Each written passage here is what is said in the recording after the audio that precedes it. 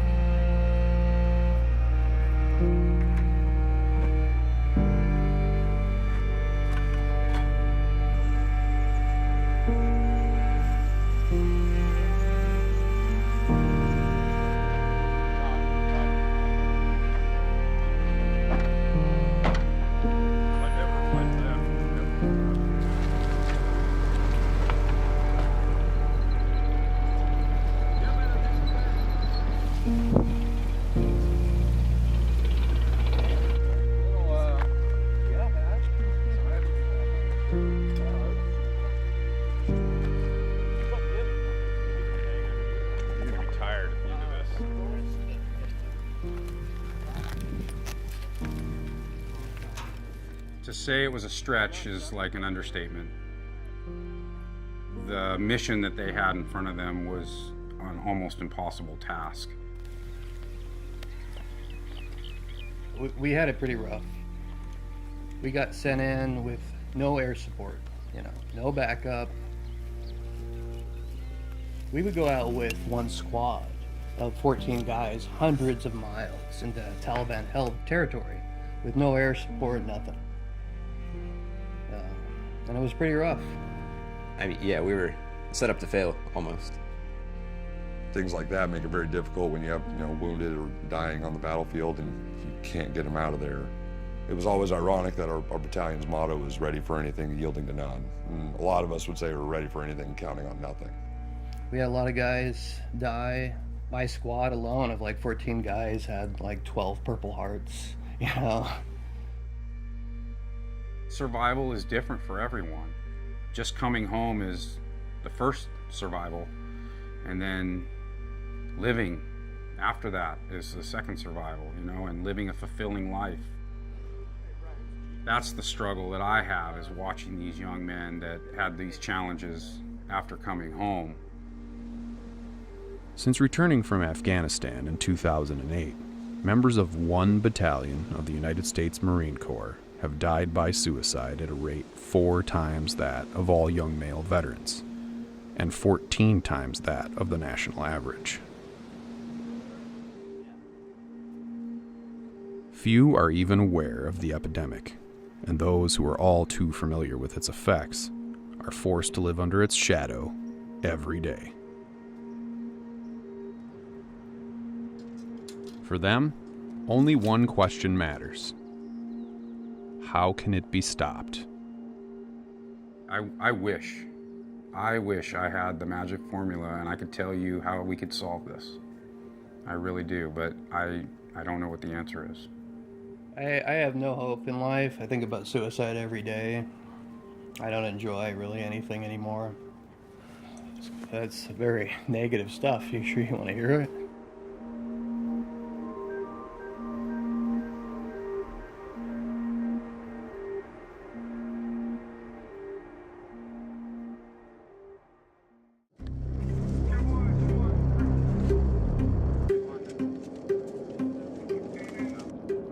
The men of Second Battalion, 7th Marine Regiment, or 2-7, were deployed to Afghanistan in 2008 in order to contain a force of Taliban fighters controlling a wide expanse of territory in the southern province of Helmand. Many of 2-7's men had served in Iraq only months before, but once on the ground, they found themselves faced with a completely different situation in Afghanistan. They would soon have the grim distinction of being the hardest hit battalion in the entire Marine Corps that year. We went into Afghanistan, and back then there wasn't much going on in Afghanistan as far as American involvement. It's not like it is now. We were the first unit to really go in and, really pound the Taliban. First 7 months we were there, we killed more Taliban than I believe the Army and the other branches had killed in the last 7 years combined. We kind of were forgotten when we went over. No one really knew there was anything going on in Afghanistan at the time. And we weren't allowed to tell people, you know, that we were going in, we were gonna train the local Afghans to police themselves and the Afghan army to fight. And that's what we would do. We'd go out on a patrol and we would have the Afghan police with them. Like, we'd have one of our vehicles and then one of theirs. It wasn't just Americans versus Taliban. It was us with Afghanistan against the Taliban. So we got there and we relied on them, I think, probably as much as they relied on us. It was odd. You get there and you don't know who do you trust, who don't you trust. You're living with these guys. You see them day in, day out. You had to rely on them. That's what it came down to. I became embedded with Golf Company in June of 2008. As a former police officer and former military, they had a program where they embedded us in with Marines to teach police tactics instead of military tactics. Having experience in both of those, I was there to kind of make sure that instead of throwing a grenade in the door, you throw a flashbang in the door and you clear the room instead of obliterate the room. Our mission was to train the Afghan police mainly. We ended up spending half the time fighting the Taliban too. You know, we did a lot of humanitarian operations where we would go out and take care of the locals, bring them medicine and food and that kind of thing, and you know, try to build hospitals and schools and that kind of thing. The schools, especially the Taliban, were always destroying. Yeah, I remember like seeing like little girls walking to school in like Herat and stuff like that after we'd been there for a while. Sure can't do that kind of thing under Taliban rule. You know, when they told us we were going to Afghanistan, our mission was to train and mentor the Afghan National Police and the Afghan National Army so they could fight against the Taliban more effectively, and we got a lot more than we bargained for when we went over there. Directly in danger, my first taste of Afghanistan was indirect fire, IDF. We got a rocket attack, and it landed, I believe it landed just outside of our FOB. Especially as close as the rocket came to hitting our position, our forward operating base. And I remember I was on post, which means I was elevated up a little more. I was probably 15 foot off the ground, and I could hear the fins of the rocket cutting the air. And I grabbed my flak jacket, my gun, and my helmet, and put my boots on and ran up to post. It was in the middle of the night. I was sleeping in my underwear. And I finally get up there and they're like, "Smith, go put some damn clothes on." I was like, I didn't know, I've never done this before, so it was a shock for sure. Basically, I had a come to God where I knew I bit off more than I could chew. You can't operate in that area without dealing with the Taliban forces. So we were attacked on a regular basis on our way to villages to sit down with village elders and work on their communities and work with them. Oftentimes we would get into contact with the Taliban. 6-1.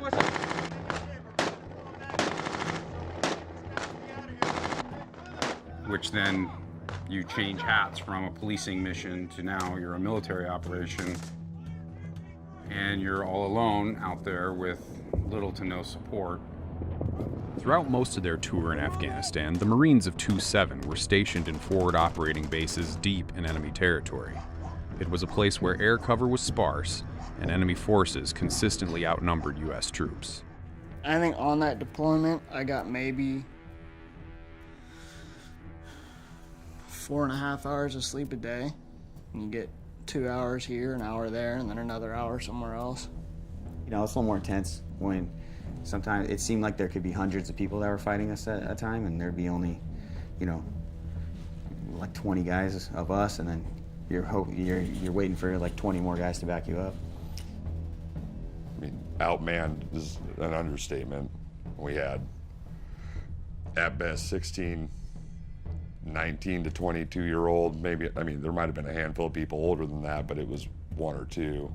There were multiple occasions, there was triple digits coming up against us, and the most you could hope for was another 12 to 16 guys showing up. We were operating in more of a sense to protect ourselves. Like, I think we realized our mission was to get ourselves home. That was it. With no air support, you're literally on your own on an island in the middle of nowhere with the whole world around you wanting to attack you. And I think that really set kind of a feeling of unease with everybody when they left the wire. Is today the day? And I think it was happening frequently enough that was a really valid question to ask, is today the day? As the number of casualties steadily grew, nowhere was the physical and psychological pressure greater felt than by the men tasked with tending to the wounded and keeping them alive long enough to be evacuated from the combat zone. I could only speak for myself. It's easy to treat them, but the idea of treating it and not knowing what's going on and there's still people trying to actively kill you, that's the tricky part.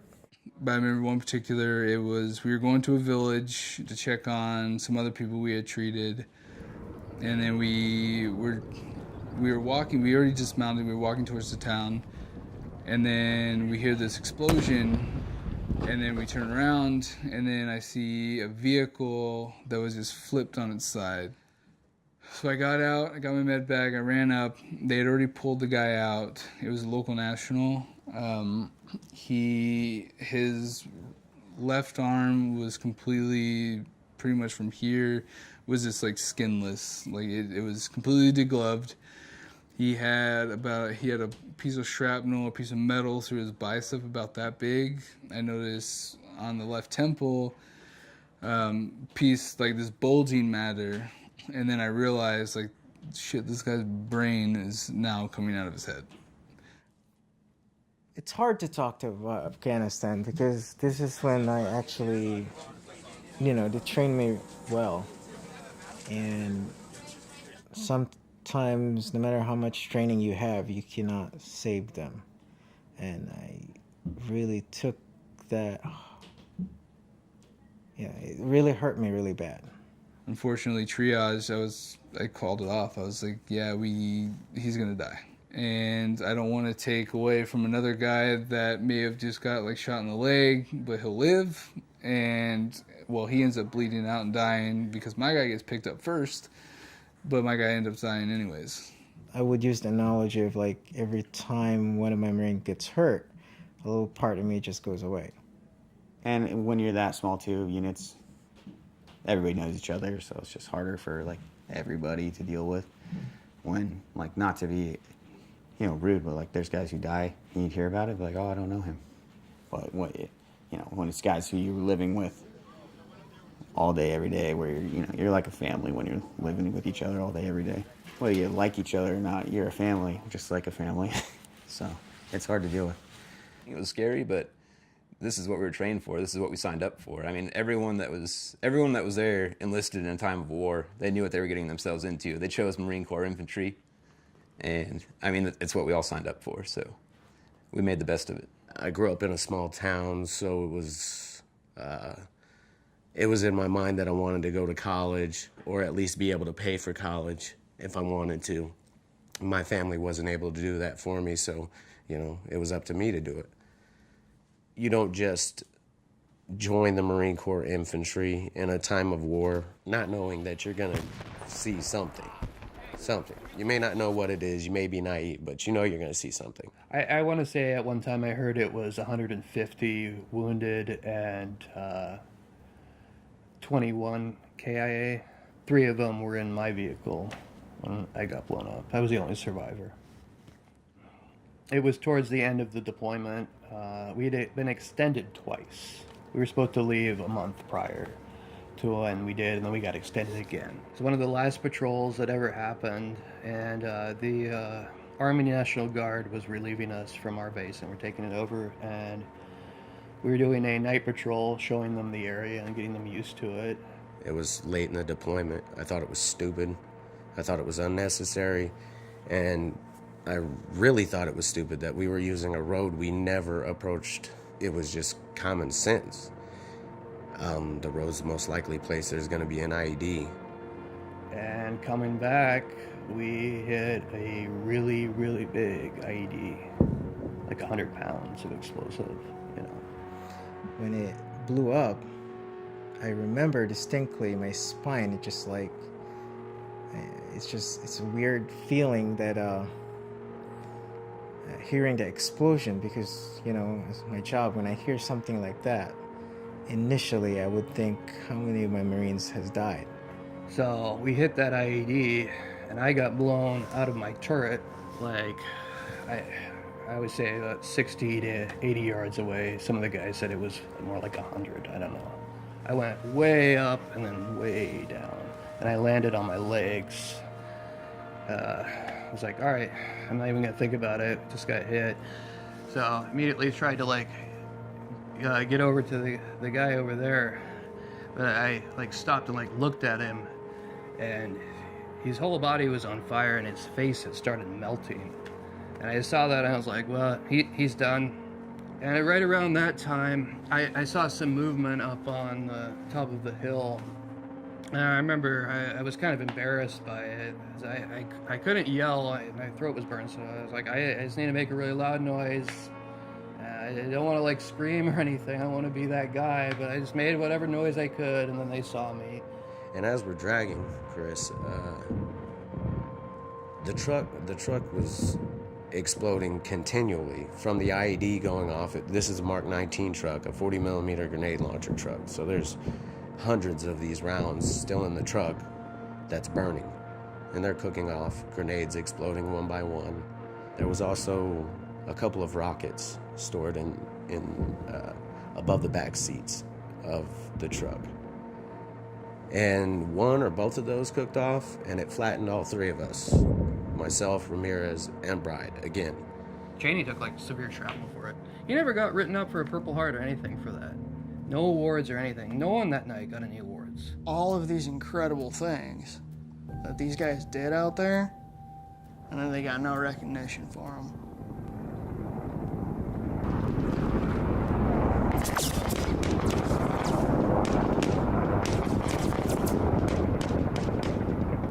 Doc had run around to the passenger side and opened the door and grabbed Bride by the shoulders, and he's pulling him through the truck.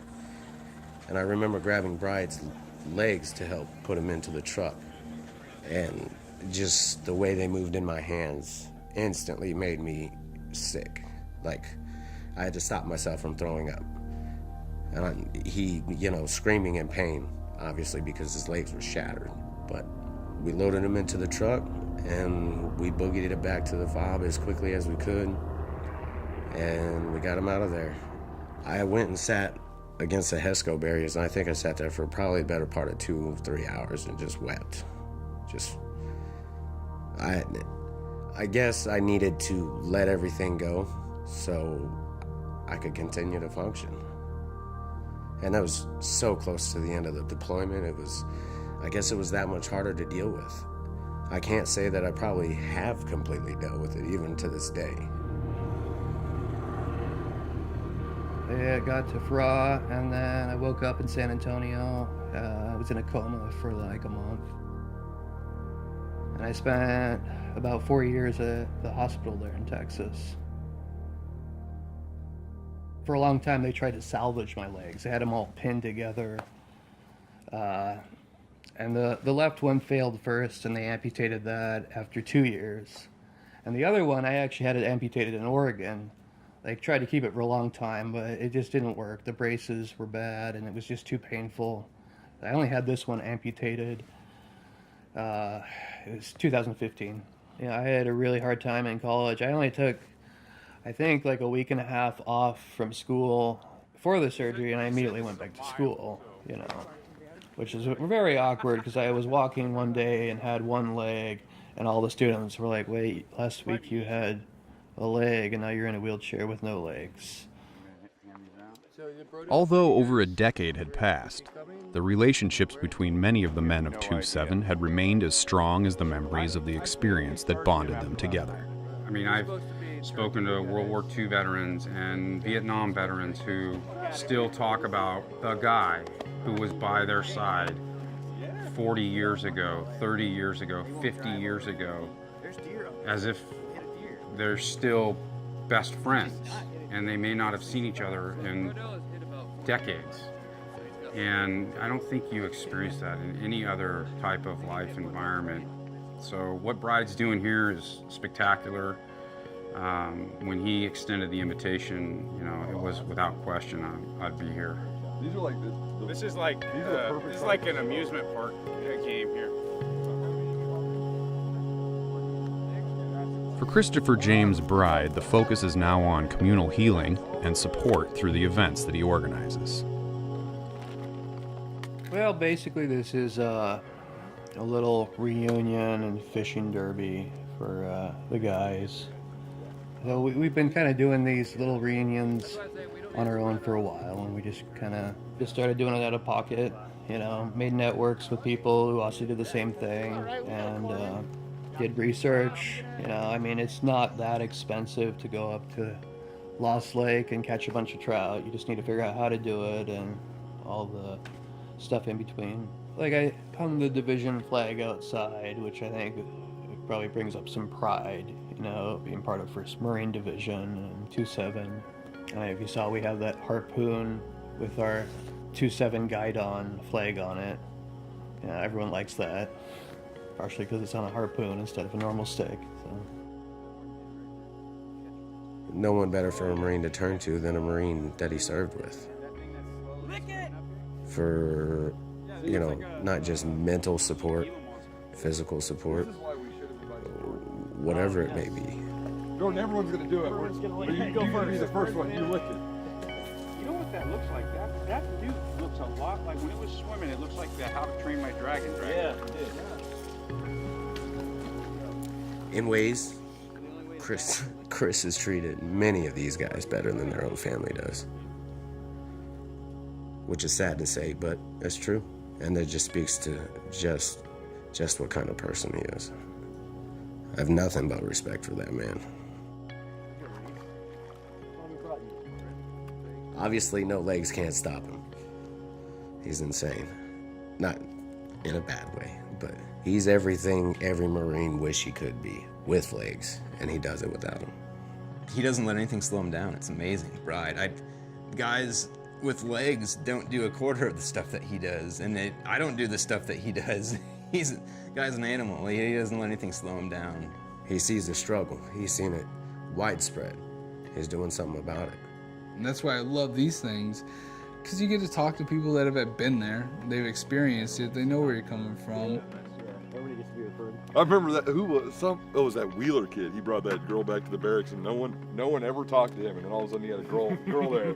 Everyone was knocking on his door, looking through. And it even becomes the source of, even if it's a traumatic event, it becomes a source of conversation. That's why you get, hanging out with the guys who were there and the dudes you freaking trust and you respect and know that they understand. That's the best therapy.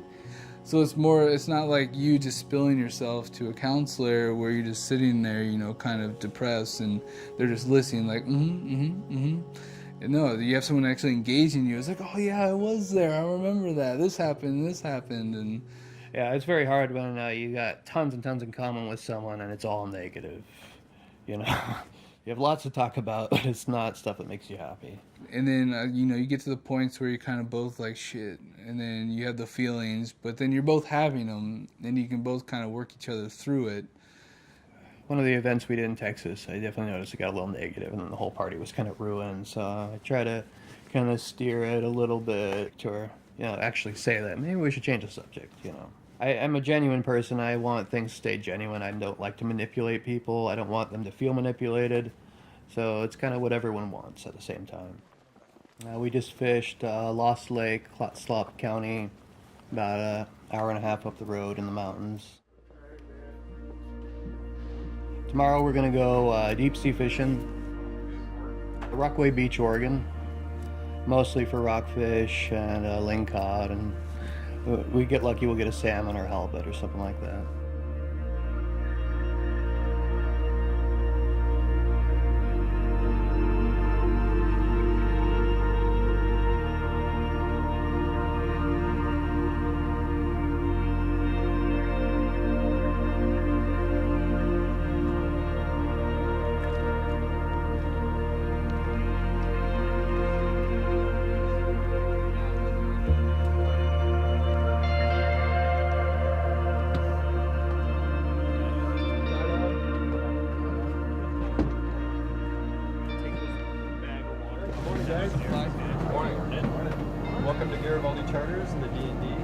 name's Rob. I'm your captain. This is Tyler, your deckhand.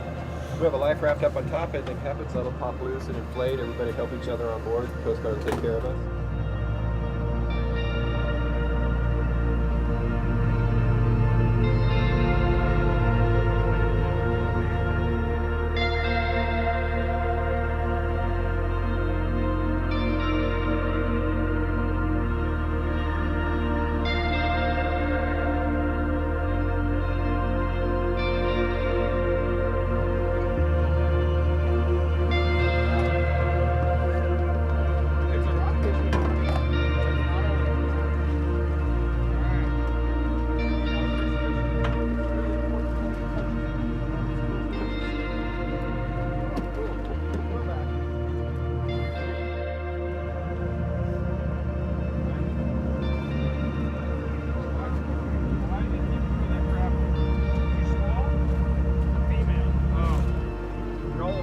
Halfway there.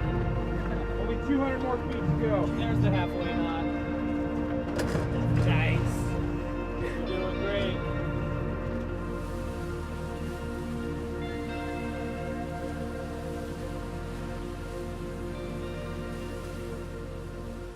I try to move on with my life, I guess you could say. I knew as soon as I left Afghanistan and I came back from post-deployment leave and I saw how things transpired thereafter, I knew that I wasn't re-enlisting. I didn't want to deal with that mass loss of friendship, of brotherhood, of just, yeah. That's a lot of loss to deal with, especially that young. I didn't think I could do it again, so that was almost decided for me directly after we got back. I was over it. But when it was good, it was great. And I had more good times than I had bad. But the bad times were that severe that I was done after 4 years. And a big struggle I had getting out for years was wrapping my head around what we were there for. This false sense of patriotism that's been something Walmart decided they wanted to market and take the A off the name of our country, and now we're patriotic. You know, when we came back, no one really knew about the Afghan war. We didn't really get a hero's welcome or anything like that. You know, you have to look back at World War II. Most of the country was at war, right? It wasn't a small percentage. So if you look at the percentage of the young men and women that are in the service today versus World War II, it's significantly smaller. I think in the 1980s, there were 17% of the U.S. population was veterans. Now it's 7%. So as you can see, there's not more of us. So we become more isolated. You know, I encouraged them to go get their education when they came home and take advantage of the GI Bill. And it was naive of me to push that so hard because that is such a tough transition because of who is in class with you and how misunderstood you feel. They're 22, 23 years old with all of this experience, and then some snot-nosed 19-year-old is pontificating in history class about war. Me going to school in Portland, Oregon, I get very, very poor treatment for being a military veteran. Not 100% of the time, but almost 50% of the time, you know. I was wheeling in my wheelchair and I had people come up and spit at me and stuff like that. I love Portland, but a lot of the people hate us, essentially, you know. I've heard people say I shouldn't even be allowed to go to school, you know. A lot of people don't think veterans should be allowed to go to school. I was diagnosed in 2011 with PTSD by the VA hospital here in Portland, Oregon. Actively sought care as needed. You know, that's group therapy, counseling, and being vilified for it to the point where people are saying I'm a threat to my son's life and I can't be left alone with him. It hurts, man. You know, I wouldn't have been diagnosed if I didn't think I had a problem and I needed to get help. PTSD has such a stigma attached to it, and a lot of these guys want to go into law enforcement or government jobs and are worried about getting help for that and then that affecting their ability to get a job. And I think that stigma is lessening, but it's still there, definitely. We don't hold someone going through chemotherapy for cancer in lesser regard. And someone with a, mental disorder from traumatic experiences that's trying to seek help is not some monster. And they look at you, and you're not a person anymore. You're something different. They're trying to figure out what's different. What happened? What happened to you? And then you got the ones who walk right up to you and they ask you point blank, My second day home, my former in-law's neighbor, who was like a junior in high school, came over to talk to my father-in-law and saw I was home. She's like, "Oh, you're home?" I was like, "Yeah." Looked me dead in the face and she goes, "So did you kill anybody?" And I mean, I'd been home for 2 days. I had no filter. I looked at her and I was like, "The fuck did you just say to me?" I was pissed. I just got home. I don't want to talk about that shit. I want to focus on being home. It didn't bother me that she asked me. I was more shocked. I just couldn't believe it, You sit there and you go, there's no way people are actually going to ask you that question. There's no way people are that rude. It's really hard to get guys to go seek help, even guys that need it bad. A lot of times in society, especially as like male roles, is not thought of as too manly or something. Like you're not supposed to express your feelings and whatnot. Yeah, maybe if I had half a head on my shoulders or wasn't so naive, I would have taken the time to seek help instead of, trying to push myself through it. It was silly. Now, I look back on it, it was silly. It really was. I feel guilty, but I shouldn't be guilty, but at the same time, it's just there. And I don't know how to express it. That's why I'm talking to you right now. And I don't even want to talk about this, but I'm here talking to you.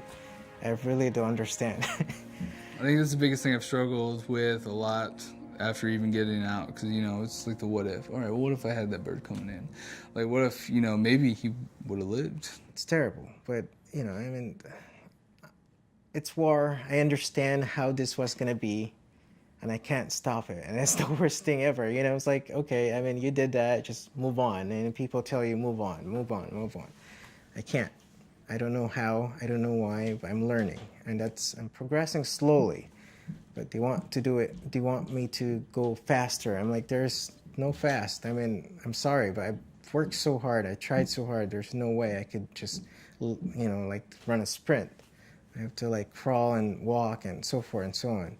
It could have been a lot less painful had I sought help or even just mentioned to somebody that I was having problems. It was almost too much. It was almost, and I say almost because, I'm here.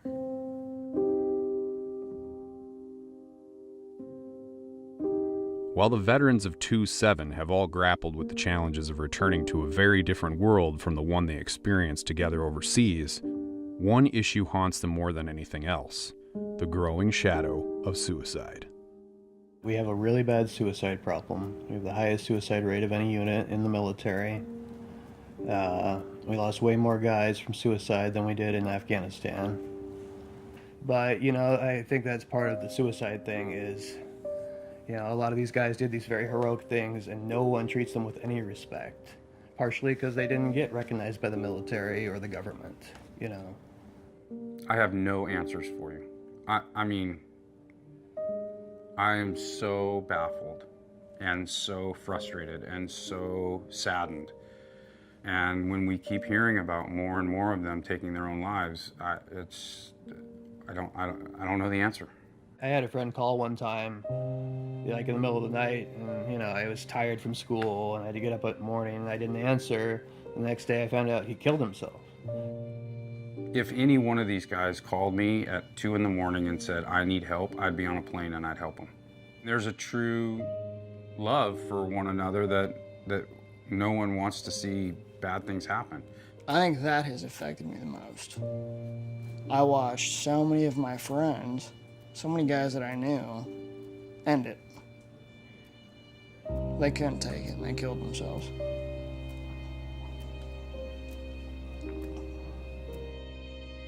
For the majority of 2-7's Marines, it's a problem that doesn't just exist next door. It's a direct threat that they have personally confronted. There's times where I've sat and I've had some serious, conversations with myself through writing and just evaluating my life. It's really, it places like the way you're treated really will cause doubt to happen in your mind that it's completely unfounded. And I've gotten to that point where I've been close to like ending it. I've been to that tunnel and, had the plan, had the weapon on the bed, everything. One thing happens. I know that night my mom called for some weird reason. But then I broke down to her and I started talking to her about everything, and then ended up, she basically talked me down. I mean, I came to that myself many times, but I know the outcome of that, and I could not do it because it's an easy solution to complex problems. I like problem solving, and I think it's too easy. Living is hard. That's a scary thought that so many guys have turned that direction in the past. And I can't say that the fact that so many have done it hasn't brought the thought into my mind that when is that going to be me? I know I don't think that way, but I didn't think this guy thought that way. I didn't think this guy thought that way. This is one of the greatest guys I ever knew, one of the strongest minded men I ever knew. And then all of a sudden you're like, well, hold on, if this guy went over the edge, what's it gonna take for me to? One person commits suicide, it spreads. It's like a disease. Not just my friends here that I care about, it's just my personal family too. I do not want to live this world knowing that I'm the cause of someone's next suicide. That's terrible. Yeah, every day I wake up and I'm like, why? Another day, like, come on. I pray to God all the time to just let me die. I don't enjoy really anything anymore. The only reason I go fishing is because my priest told me I should, because he said it was healthy for me. I don't enjoy fishing anymore. I don't enjoy catching fish. I don't enjoy anything. And frankly, I just want to die.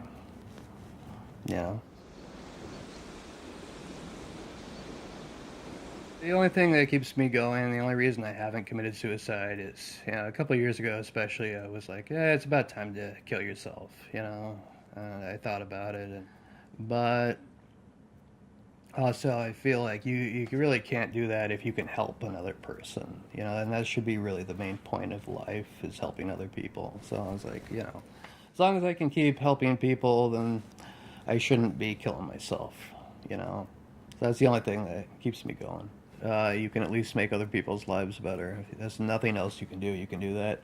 And maybe you'll have no satisfaction in it, but you at least know objectively that you're doing something good. So many of these guys, us, get into this mindset of, we're broken.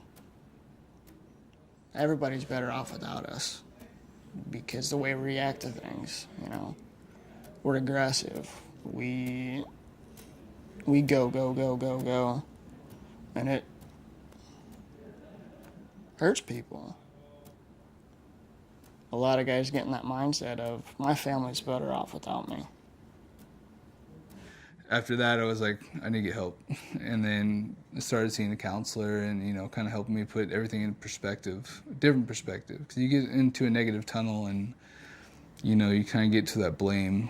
Whereas, like that guy, I've blamed myself the whole time. And finally, actually within the last few years, when I've been able to let that go and be like, I did what I could. Like, that he wasn't going to live. Like, I tried my best. And, like you said, you can't save everybody. Some of the men, like Rodney Cheney, continue to endure not just for the sake of their families and themselves, but for their brothers in arms, who never made it home in the first place. That's definitely motivation for pressing on, is that they were never offered this opportunity. So I guess I kind of owe it. I kind of owe it to their memory to do no less than they would, to push no less harder than they would, to fight no less harder than they did. You told me about 100 people were invited and about 10 or so showed up? Yeah. Bride wanted to get as many people here as he could, and he did a great job. There were a lot that didn't show, that he invited that weren't able to make it for whatever reason, or didn't want to make it for whatever reason. And you know, hopefully, if we do it again, we can get a lot more, because it's a great experience. A lot of the guys won't see anyone from the unit. They just try to pretend it didn't happen. A lot of my friends from the unit, I have had friends who live in the same town, and I try to contact them every now and then. They never respond, or they say they will, and they always cancel, you know. There's some guys who are not here who really probably should be here for their own mental health, whatever, their well-being. It'd probably be very good for them. There's some guys who got a Marine Corps, they don't want to hang out anymore. It's a very common problem. A lot of the guys just try to pretend it didn't happen, which is not healthy, and it makes it worse. I guess I found it in myself to start reaching out to guys, or being reached out to enough times to let people back in. And I'm sure that's what some of these guys have a problem doing, is they just don't know how to let go and let people back in and let them help them. I think what we're doing here today is so healthy, and I think that there's another reunion coming up in September. I think that those things are really healthy. And there is story after story after story amongst these guys of somebody reaching out, finding somebody in that hometown and getting them to them and being with them and helping them. And so I think a lot of people have been saved as well. So the number, while it's astronomical, it's like, I think that there's actually been some people saved through this brotherhood. And while coming together means revisiting a traumatic past, the men have realized that supporting each other through these reunions may be their best and only hope of stemming the domino effect of suicide. Chris has been looking for me since he was medevac from Afghanistan. And he found me, and it's like, Mags, you want to visit me? And that was like last year. So that's why when he said, do this, I freaking hate cameras. I don't want to be in a spotlight. I just don't like any of this, but he said it would help, not just me, but with the rest of my guys. You know, to share that with them, you know, this really helped me getting into therapy, and it has, phenomenally. The outdoors have been a huge part of it too. There's a place where I can go where in these big places, and you realize how small your issues really can be. And there's a really simple healing in that. Out in the woods, off fishing with your brothers, just like we're doing here. This is probably one of the most memorable things I'll have done with these guys. I mean, this is gold for some of these guys. I know I needed this. I didn't realize how much I needed to come here and to be around these guys again, and to let memories come back instead of blocking them out and trying to avoid them. When I got here and started talking to these guys, you know, I was remembering, you know, maybe 2 or 3 firefights and battles. I guess, you know, they're more of a battle than a firefight. And now, after talking to these guys and just little bits and pieces, I'd start remembering more and more and more. And I was like, man, we were in a lot more than 2 or 3. It was probably, you know, dozens. It brings everything back vividly to where you can remember it. And I think that helps bring closure. It did for me. I was a little nervous coming about bringing up all these memories and stuff, but it's been a great experience for me. And I remember how much, you know, these guys mean to me and how much I mean to them, I'm sure. And it's just been an amazing experience. Even though there's resources out there, the thing is, it's like someone telling you, hey, fix yourself. But they're not going to listen to you because you don't know what I've been to. So the only people that can help us is us. So that's why this thing is so important. This event is so important. The relationship we had 11 years ago is still there today. I think it's the best therapy anybody can ever get. You know, tell the stories. I don't know how many times we've told the stories, same stories over and over and over. We all touch base and let each other know like we're still here. So yeah, I highly encourage this, and I hope we get to do it again. I hope guys who didn't get to come, I hope they get to do it, because it's 100% worth it. Especially some of the guys who are in the same area, you know, they don't get together and it's like, hey, you know, you got this lake that's within an hour that you guys can come back here and do this, you know, anytime, you know, and just show them that, hey, you got these options. Maybe some of them are really into fishing, and you know, I like to take them places where I know they're gonna have success, but it's same, it's wild, you know, it's real. It's not like a stocked like pay pond or something like that, you know.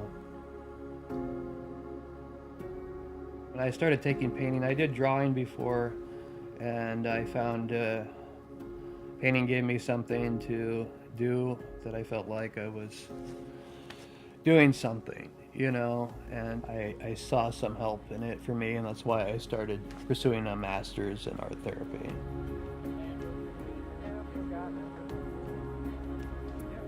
I did an event in Texas where it was like centered around, you know, art therapy, if you will. And then, you know, that event, I was like, all right, you know, it's time to paint. You know, there were set times for it and everything. Whereas this one, I was like, all right, I'm gonna bring some canvas and some paint, and if people want to, you know, let's do it. If not, you know, whatever. You know. Let's have a look at the work he's doing. You're right. He should be. I mean, these guys aren't, they're not victims, you know, I mean, in a way they are, but I mean, they're war heroes, you know, they fought hundreds of Taliban, you know, just a couple guys sometimes against, like, literally hundreds, you know, and they're able to successfully hold them back. But at the same time, they don't get any respect a lot of times from their friends and family and random people. Hire veterans and give them a chance. And get creative to figure out how their experience matches your business organization. You know, they have the experience and wisdom of a 40-year-old at 22, but nobody gives them that credit for that. These guys go from very responsible jobs, responsible for the lives of other men, responsible for planning missions, responsible for millions of dollars of equipment and taking lives and risking lives. And then in a moment, that's all gone, and they can't even get a job at Target as a greeter because they're too old or people are afraid of the military or whatever. And so understand in a resume what management experience and fire team leader, how those marry up, and those are the same thing. You just have to get a little creative in how you articulate that and give these guys an opportunity. The things I did, like I said, they don't define me as a person. The things I saw don't define me as a person. How I respond to them defines me as a person. And I can just keep learning, and I can keep trying to respond better and be more proactive. So that's what I'm hoping for. I think setting stuff like this up and being able to facilitate guys that went through that hardship together, get them back together. If it's just one guy whose life has changed because of this, it's all worth it. 100% worth it. They've accomplished so much, and not just surviving Iraq, but you know, Afghanistan too. I just want them to like understand and give themselves confidence that they can do more.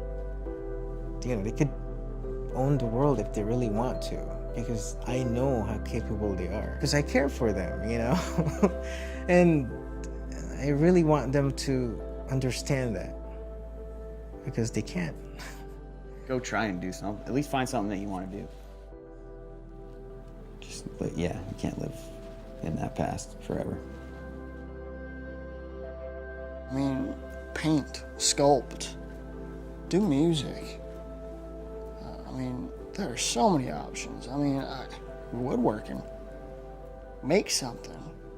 Doesn't matter what it looks like. It could be an ugly piece of shit you want to burn at the end of the day.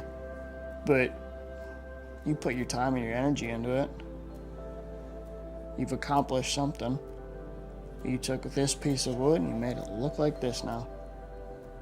Doesn't matter if anybody likes it. But you did something. You changed something. You can change that. You can change just about anything, right? And as the years go by, the members of 2-7 are gradually learning how to move forward, and taking solace in the knowledge that just as it was on the battlefield, the members of their old unit are never on their own. I guess I could describe it as the most miserable experience of my life, and I got the weirdest group of friends out of it. Like, I'm gonna love these guys till the day I die. I mean, we were there for each other the whole time in Afghanistan. You know, we always had each other's backs. And just because we left Afghanistan, you know, that hasn't changed. And I think there might be some people out there that have forgotten that. But, you know, we're here for each other. And if anyone needs help, we're here for everybody. So don't be afraid to reach out. I would love to do another thing like this. And like you said, more guys. Hopefully if we get this out there, you know, more people will see it and see how great this was, great of an experience for everybody, and more people want to come. So I think that the men and women coming out of the military are our future leaders. They're going to propel our country. But we, as the generation before them, need to give them that opportunity. And I think that instills self-worth in them, that instills purpose for them, and that starts moving the needle on this epidemic of suicide.